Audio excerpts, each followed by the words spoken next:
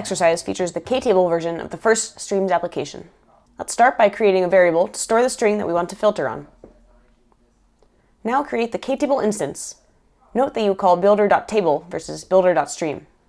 With the Materialized config object here, you need to provide a name for the KTable in order for it to be materialized. It will use caching and only emit the latest records for each key after a commit, which is 30 seconds, or when the cache is full at 10 megabytes. Now we will add the serde for the key, and the serde for the value. Next, we'll add a filter operator, removing records that don't contain the order number variable value. Next, you'll map the values by taking a substring.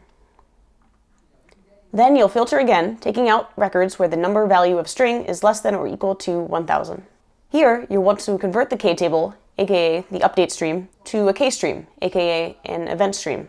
Add a peek operation to view the key values from the table. Finally, write the records to a topic. Now create the KafkaStreams object and run the topic data helper utility. With this, you can now start the application. You should let this application run for about 40 seconds, and you'll see one result output, the latest update for the event with a given key.